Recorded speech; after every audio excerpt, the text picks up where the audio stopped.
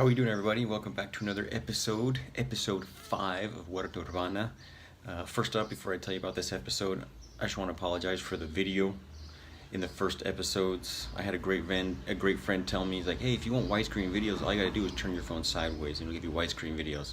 Like, oh, thanks, that's what I was looking to do. And I was having a hard time figuring it out. We're all in this learning together. So now I know, and the majority of the videos from now on will be widescreen, so it looks a lot nicer. So I apologize for that. Today's episode is just a little bit different. I'm going to talk about something else I do in my life. Usually with these videos I show a little bit of how I grow some of my own food, in the city, as you can see all that noise.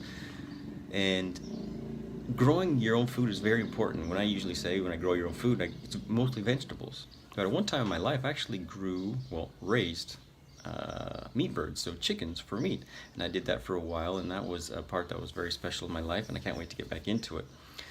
Today I'm going to talk a little bit about the other side, not vegetables, but meats. I'm going to show you how I actually cook what they say in Argentina, hacer asado, or grill meat.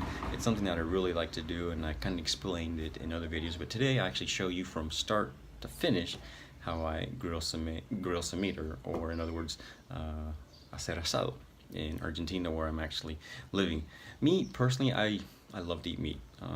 There's people that don't eat meat, but meat to me is actually a very important part of the diet, and we should be consuming meats. And if you look at the whole humanitarian side of eating meat, I completely agree. I've studied it extensively, and you can read it in my book. The way that animals are treated and the way they're processed is completely inhumane, and it doesn't make sense. It can be changed, and we should change it, and there are a lot of good ranchers out there changing it and making it the proper way. I mean, if you want to learn about all that stuff, I think some of the best examples out there that have actually written about it and have actually talked about it are Joel Salads, and I mean he's very special at that stuff. So on that side, I totally agree. It would be very hard to eat meat knowing where that comes from and how it's treated. But nutrient-wise, I think it's vital that we actually get some type of meats in our diet, meats and fats. And fats from meats are also very important. And that's what kind of is today. I mean, I'd love to go into it more. If you guys would like me to do a whole podcast episode of why I believe it's important to actually include meats in your diets, let me know in the comment section, and I can definitely do it. Or I can just make a video about it. I can make a 5-10 minute video about why I believe it's so important to include meats and fats from meats in your diet.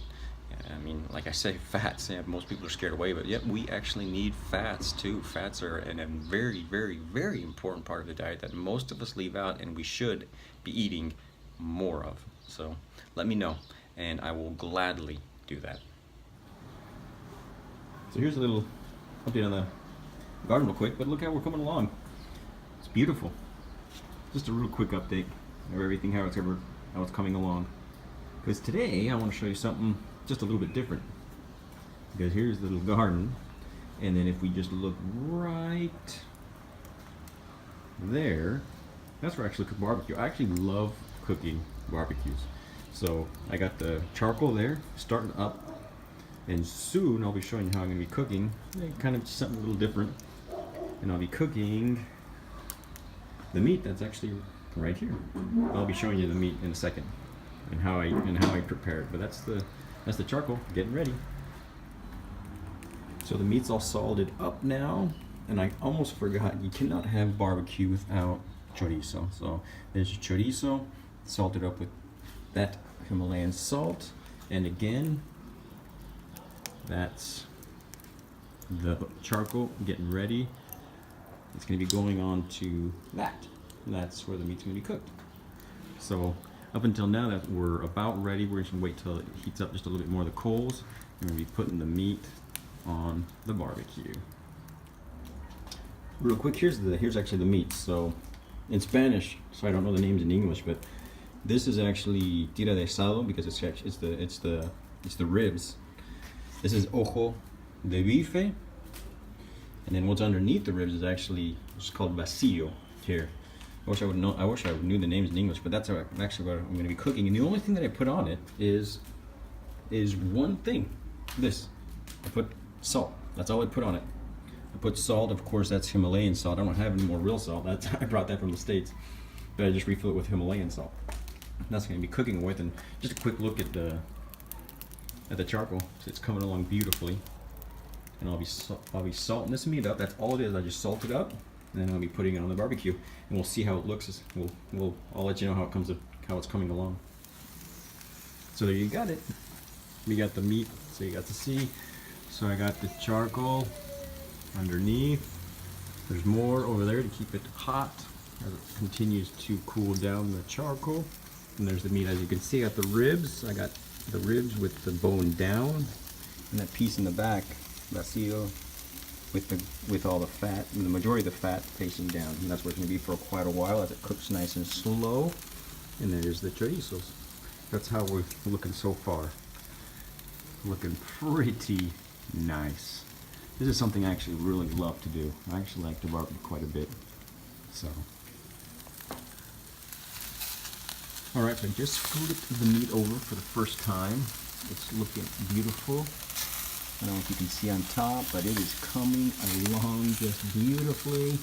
And one thing, before I turn this part of the video off, I have to show you an important part of asado. You can't forget the salad. So in that salad, I have some tomatoes, lettuce, I put some salt, I put some lemon, and I also put some olive oil.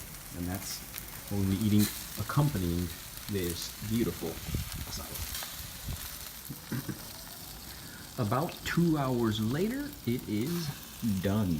So I'm going to be cutting it up into smaller pieces and then taking it inside where we will enjoy a nice asado. Beautiful. You end up using all of the charcoal. Worked out just perfectly. Look at that. Just perfectly. I love it when that happens. Not always, but this time it did. And right before we're gonna eat it, there's the salad, there's the meat all prepared. Good times. Now to enjoy. All right, so of course this was a show about how I cook meats and not the reason why you should be eating meats. And like I said before, if you want one of those shows, let me know and I'll gladly do it. But before I finish this episode, yes, there are certain meats that we should be avoiding. And those are the meats that, just like vegetables that are grown with agrochemicals, we need to stay away from those. The meats that are not raised properly, we also need to stay away from, because at the same time they're not healthy to us and the animals are not being treated properly. So there are some meats we need to avoid, just like there are some vegetables we need to avoid. Let me know in the comment section again if you want to listen to the reasons why I personally believe meat should be in our diet. And don't forget, subscribe so you don't miss any of the episodes of Huerta Urbana, and you also get other videos. So I share my podcast on YouTube also, or if you want to just listen to it, you can go to iTunes, subscribe, and listen to my podcast there. There's a lot of other things at pastosverdesfarm.com. So go there, check everything out, and we will see you next week on episode 6. Well, excuse me, we'll see you in 2 weeks on episode 6 of La Huerta Urbana, where you're going to see some pretty neat things happening. Don't miss it.